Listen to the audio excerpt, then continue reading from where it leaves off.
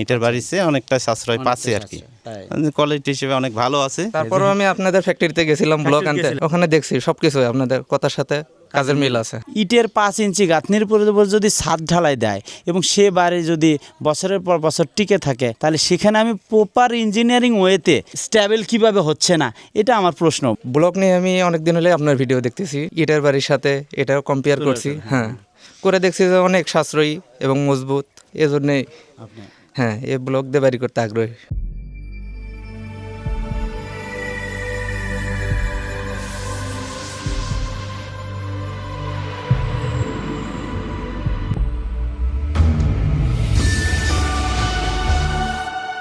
আসসালামু আলাইকুম দর্শক ভাইরা, আমি আহমেদ সিরাজ আপনাদের মাঝে উপস্থিত হইলাম আমাদের একটা প্রজেক্ট গাবতলী উপজেলায়। এটা বালিয়াদিঘি ইউনিয়ন, গাবতলী উপজেলা, কালাইহাটা একটা গ্রাম। সেখানে আমাদের প্রজেক্টটা, আমি একটু এলিভেশনটা দেখাই। 141 নম্বর প্রজেক্ট, আনিসুর রহমান ভাই। এটা 2 তলা ফাউন্ডেশন, যার 1 তলা কমপ্লিট হবে। এখানে 1532 স্কোয়ার ফিটের একটা বাসা। এটা এখানে উনি পাচ্ছেন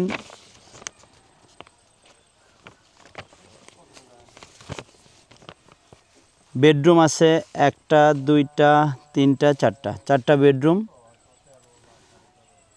ডাইনিং স্পেস, ড্রয়িং রুম, 2টা বাথরুম এখানে দেখতে পাচ্ছি, এবং কিচেন আছে,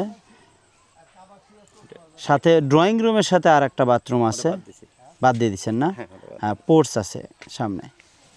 তো আমরা একটু দেখব, আপনারা হয়তো ভালোভাবে বুঝতে পারবেন। এখন এই লেভেলে কাজগুলো হলে বোঝা যায় যে আমরা কিভাবে কাজ করি। আমাদের বন্ড বিমের জন্য আমার এর ভিতরে বন্ড বিম ঢালাই হবে। এই সম্পূর্ণ ব্লকটা আমাদের ঢালাই হয়ে যাবে, কনক্রিট ঢালাই হয়ে যাবে। রড প্লেসমেন্ট, এখানে রড দেওয়া হবে, দেওয়ার উপর ঢালাই দেওয়া হবে সম্পূর্ণ এটাই। দর্শক ভাইরা, এটা আমার ফ্রন্ট সাইড, পোর্টস আসবে, এখানে পোর্টস আসতেছে। পোর্টসের পরেই ড্রয়িং রুম। আসুন আমরা উপরে একটু দেখার চেষ্টা করি।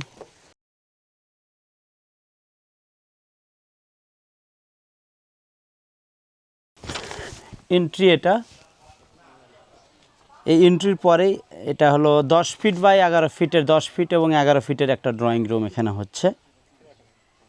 এবং সামনে আমার এটা আসতেছে ডাইনিং স্পেস। এটা ডাইনিং স্পেস, এটা হলো কিচেন। আমার কিচেনটা আছে 7 ফিট বাই 10 ফিট। এদিকে 10 ফিট আছে, এদিকে 7 ফিট আছে। এই কিচেনটা আমরা ইচ্ছা করলে ওপেনও রাখতে পারি। ইউরোপিয়ান স্ট্যান্ডার্ড এখন যেরকম চলতেছে, আসলে ওপেন কিচেন রাখা হয়। যেহেতু এটা গ্রাম অঞ্চলে সবাই এখন গ্যাসেই রান্না করে, সে ওই ক্ষেত্রে এই ওয়াল আমরা কন্টিনিউ করতে পারি, ক্লায়েন্ট চাইলে আবার মাইনাসও করতে পারে। সো এটা আমার ডাইনিং স্পেসটা অনেক বড় হচ্ছে, 20 ফিট আসতেছে, 20 ফিট বাই 10.5 ফিট আসতেছে। সরি, এটা 10.5 ফিট আছে বাই 7 ফিট আছে কিচেনটা। এবং এখান থেকে আমার সিঁড়ি উঠবে, ডুপ্লেক্সের মতো সিঁড়ি উঠবে, ল্যান্ডিং আসবে, সিঁড়ি উঠবে সাথে সাথে। এটা হলো সিঁড়ি রুম আমাদের। সিঁড়ির নিচেও উনি এই স্পেসটা আপাতত নিচেটা ব্যবহার করতে পারবে। সিঁড়ির এই নিচেটা উনি বিভিন্ন কিছু স্টোর রুম হিসাবে বা সোফা বসাতে পারে। এবং 2টা এখানে বাথরুম আছে, 7 ফিট বাই 5 ফিটের, একটা অ্যাটাচড হবে আর একটা কমন আছে। এবং এখানে 4টি বেডরুম আছে। এই বেডরুমগুলো হলো 12 ফিট বাই 12 ফিট, একদম standard size, minimum standard size 12 feet by. এটাও 12 ফিট বাই 12 ফিট বেডরুম। ওই সাইডেও একটা 12 ফিট বাই 12 ফিট। 1532 স্কোয়ার ফিটের বাসা, যার আমরা অলমোস্ট ফ্লোর লেভেল পর্যন্ত চলে আসছি। এই বন্ড বিম ঢালাই হলে ইনশাআল্লাহ আমরা পরবর্তীতে ব্যাকফিলিং হবে এবং ফ্লোর ঢালাই হবে, তারপরে কাজ কন্টিনিউ চলবে। আমি একটু আনিসের ভাইয়ের সাথে একটু কথা বলবো। ভাই যদি একটু আসতেন। আসসালামু আলাইকুম। আসসালামু আলাইকুম। ওয়ালাইকুম আসসালাম। ভালো আছেন আপনি? আলহামদুলিল্লাহ আছি, ভালো আছি। প্রজেক্ট চালু হয়েছে কতদিন হলো? প্রজেক্ট চালু হয়েছে তা তো 15 দিন হয়ে গেছে। 15 দিন হয়ে গেছে না? হ্যাঁ। আচ্ছা, এখন এই যে হলো ব্লকের যে বাড়িগুলা, এটা আমাদের দেশের প্রেক্ষাপটে নতুন। নতুন বিশেষ করে আমাদের অঞ্চলগুলোতে প্রবাসী না থাকার কারণে হলো ব্লকের প্রতি আস্থা একটু কম। কারণ আস্থা কম থাকার কারণটা হলো তারা আসলে ব্যাপারটা জানে না, ব্যবহার নাই। সরকার থেকে যদিও বলতেছে প্রজ্ঞাপন হয়েছে, কিন্তু ওইভাবে মিডিয়াতে প্রচার নাই যে ব্লকটা যে ইটের চাইতে শক্তিশালী বা মজবুত, বেশি পাথরের তৈরি, সেটা আসলে ওইভাবে প্রচার হয় নাই। প্রচার না হওয়ার কারণে আসলে প্রত্যন্ত গ্রাম অঞ্চলে ওইভাবে করা হয় নাই। এখন আমার প্রশ্ন হলো যে আপনি এখানে এটা গ্রামই বলবো আমি, গ্রামে কিভাবে এটা শুরু করলেন বা চিন্তা ভাবনা আনলেন, যদি এই জার্নিটা আমাদের সাথে যদি শেয়ার করতেন আমার কাস্টমার ভাইদের উদ্দেশ্যে। না, এখন ঘটনা হলো এটা একটা নতুন প্রজেক্ট। এলাকায় তো ইট দিয়ে অনেক মানুষ বাড়ি তৈরি করে, হ্যাঁ, কিন্তু ব্লক দিয়ে যে তৈরি করে এটা কেউ জানে না। তো এই জন্য আমার একটা নতুন উদ্ভাবন হয়েছে যে আমি একটা নতুনভাবে ব্লক দিয়ে একটা বাড়ি নির্মাণ করব। আপনার ইউটিউবে অনেক দেখা হয়েছে, জিনিসগুলো অনেক মজবুত লাগছে আমার। এই কারণে আমি ব্লক দিয়ে বাড়ি করার জন্য চিন্তা ভাবনা করছি এবং করতেছি। হ্যাঁ। আচ্ছা, এই যে ফার্স্ট টাইম চিন্তা করছিলেন যে ব্লকের বাড়ি পাথরের হবে, ইউটিউবে আমি বলছি, বাস্তবতাটা কতটুকু মিল আছে সেটা যদি। না, আছে, মোটামুটি মিল আছে। বাস্তবে যেটা বলছেন ওই ধরনেরই আছে, মিল আছে, ভালো আছে। এবং সাশ্রয়ের জন্য আর কি আপনাদের প্রজেক্টে আমরা করছি আর কি, সাশ্রয় পাচ্ছেন।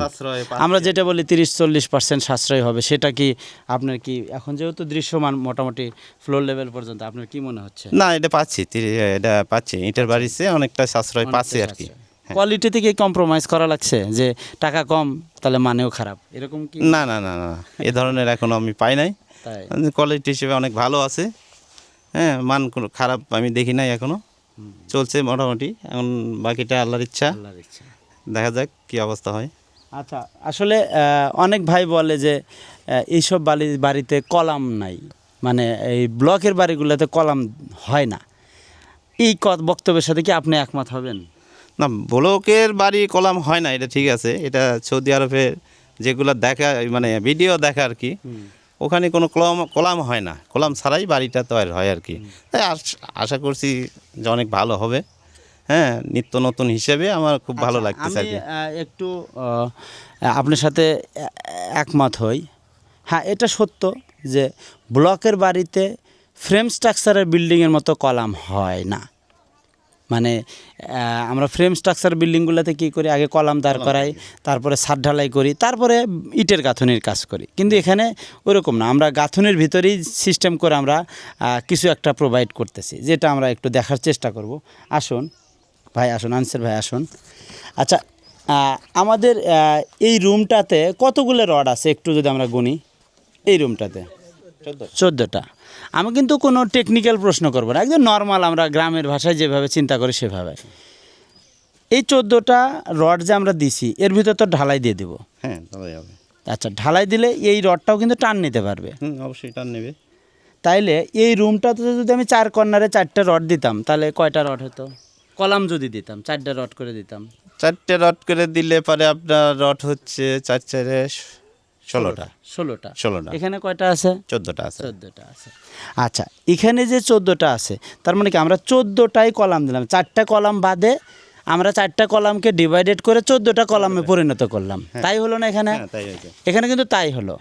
এখন আমার সহজ প্রশ্নটা, আপনি যে আমার কাজের কোয়ালিটি দেখতেছেন, এই যে ব্লক যে দেখতেছেন, এই ব্লকগুলো লোড, এই কলাম, এই রড না দিয়ে আমরা যদি শুধুমাত্র উপরে রড বিছায় ছাদ ঢালাই দেই, এই ওয়াল কি সরে যাবে?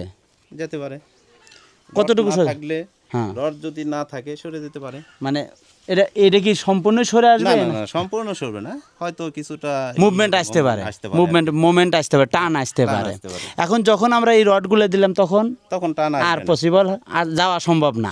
মানে ছাদ যদি এই 4টা ওয়ালকে টান দেও নেয়, তখনও এটা মানে মুভ করা সম্ভব না। সম্ভব নয়। 5 ইঞ্চি অলের উপরে ছাদ দিছি, এটা কি এরকম বাড়ি কি আপনি কখনো দেখছেন? ইটের উপরে আছে, নর্মালি গ্রামগঞ্জে কিছু করছে, কিন্তু তো ওটা ওই ধরনের মজবুত হবে না আর কি। কিন্তু এরকম কিন্তু মিস্ত্রিরা অনেক প্রজেক্টই এরকম কাজ করে, ইটের ফাউন্ডেশনে ছাদ দিয়ে দিচ্ছে। হ্যাঁ, দিয়ে দিচ্ছে এটা। আমি আমার জীবনে অনেক অনেক গ্রামে দেখছি প্রচুর, এবং মিস্ত্রিরাও আমার সাথে একমত হবে। হ্যাঁ, আছে। তাহলে সেটার তুলনায় অনেক অনেক বেশি এটা শক্তিশালী না? অবশ্যই অনেক অনেক শক্তিশালী হবে। আচ্ছা, তাহলে আমার দর্শক ভাইদের কাছে প্রশ্ন, যে ইটের 5 ইঞ্চি গাঁথনির উপর যদি ছাদ ঢালাই দেয় এবং সে বাড়ি যদি বছরের পর বছর টিকে থাকে, হয়তো সেখানে কিছু ক্র্যাক আসে, কিন্তু তারপরও টিকে আছে, কোনো ছাদই ভেঙে পড়ে নেই, তাহলে সেখানে আমি প্রপার ইঞ্জিনিয়ারিং ওয়েতে একদম রড দিয়ে বন্ড বিম দিয়ে রডের ঢালাই করে 14টা কলাম আসতেছে একটা রুমে, তাহলে সেখানে এটা স্ট্যাবেল কিভাবে হচ্ছে না, এটা আমার প্রশ্ন। অনেক দর্শক ভাইরা বলে, সো আমি এইভাবে কাজ করলে কিভাবে সমস্যা হচ্ছে, এটা আপনারা আমাকে কমেন্টসের মাধ্যমে জানাবেন। বাকি আমাদের ম্যাটেরিয়ালস সম্পর্কে, আমাদের লোকজন কর্মচারী যারা কাজ করতে, তাদের সম্পর্কে যদি কিছু বলতেন, কেমন তারা কোঅপারেট করতেছে কিনা কাজ? না, তারা কাজকর্মে যতটুকু দেখতেছি কাজকর্ম খুব ভালো করতেছে, যেভাবে বলতেছি ঠিক ওইভাবেই করতেছে। ব্লকের কোনো ইয়ে ফিনিশিং করছে বা ব্লকের ফিনিশিং কাজের ফিনিশিং অনেক ভালো দিচ্ছে। ভালো দিচ্ছেন, হ্যাঁ, দেখতেছি আশা করি, আলহামদুলিল্লাহ আছে। ফিনিশিং মোটামুটি খারাপ না। এটা যদি আপনি প্লাস্টার নাও করেন, যদি ঘষে পুটি করে ফিনিশিং করেন, রং করে কোনো সমস্যা হ্যাঁ, হবে না। সমস্যা হবে না।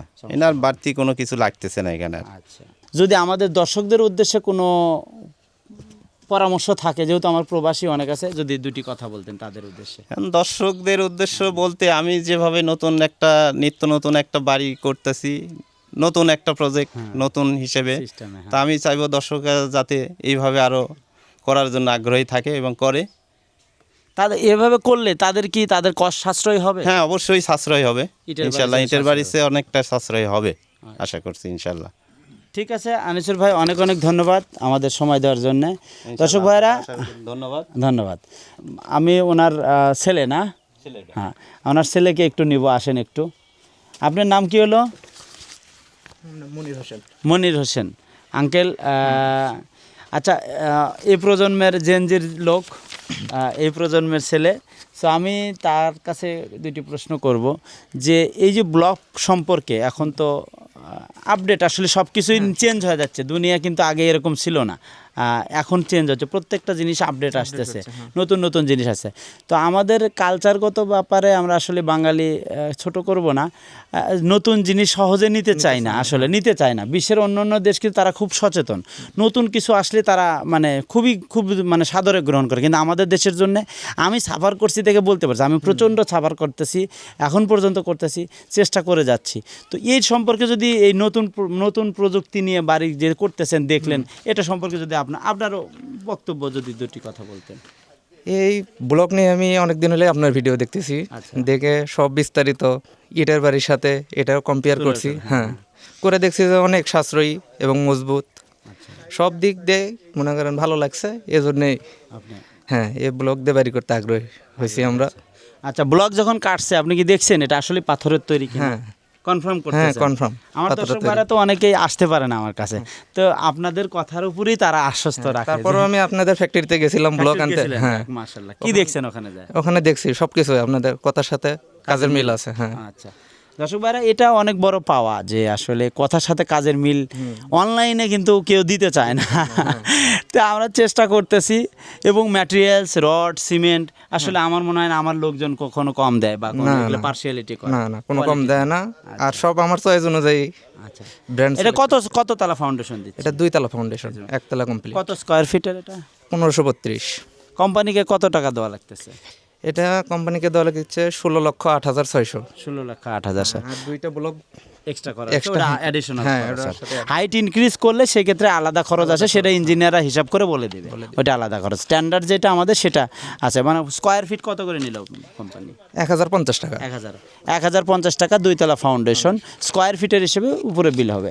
তো এই বাড়িটাই আপনি তো শিক্ষিত লোক, আপনি তো ক্যালকুলেশন অবশ্যই করছেন, যদি ইট দিয়ে ফ্রেম স্ট্রাকচারে করতেন কত টাকা আনুমানিক একটা হিসাব আসছিল? দর্শক ভাইদের উদ্দেশ্যে তারা একটা আইডিয়া করবে। 1 তলা 2 তলা ফাউন্ডেশন দিয়ে 1 তলা কমপ্লিট করতে প্রায় 35 থেকে 40 লাখ টাকা খরচ হতো। দর্শক ভাইরা, আমি একটু আশ্চর্য হয়ে গেলাম, 16 লক্ষ টাকা দিয়ে আমরা করে দিচ্ছি। ওনার একটা আইডিয়া ছিল, উনি 35-40 বাদই দিলাম, আরও 5,000 বাদ দিলাম, আরও 5 লাখ বাদ দিলাম, 35-এর জায়গায় 40-এর জায়গায় 35 আসলো, আরও 5 বাদ দিলাম, 30 আসলো, আরও 5 বাদ দিলাম, 25 আসলো, আরও 5 বাদ দিলাম, 20 আসলো, আরও 5 বাদ দিলাম, তাহলে কত? 15 লাখ আসলো। ওখান থেকে 1 লাখ বেশি ধরলাম, 16 লাখ। তাহলে কি পরিমাণরা যে সাশ্রয় এখানে হচ্ছে, এখানে আমি আপনাদের সাথে একটু অ্যাড করতে চাই।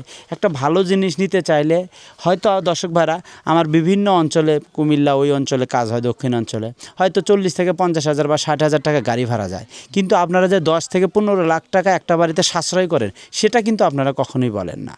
আমি যেমন আপনাদের জন্য কাজ করতেছি, আমার অনেক ভাই স্বীকার করছে যে না, আমি 10 লাখ টাকা সাশ্রয় করছি, এখানে আমি করতে গেলে আমার এত টাকা লাগতো, একটা আনুমানিক একটা এস্টিমেট আছে। এই ভাইয়ের কত টাকা, মিনিমাম 10 থেকে 15 লাখ টাকা খরচ কমে গেল, সেখানে ভাইয়ের 20-30,000, 40,000 বা 50,000 টাকা গাড়ি ভাড়া গেছে। এটা তো একটা সিম্পল, এটা তো কোম্পানি কি দিচ্ছেন আপনি? কি না না, গাড়ি ভাড়া, একটা বাড়ি করতে গেলে তো গাড়ি ভাড়া লাগবে।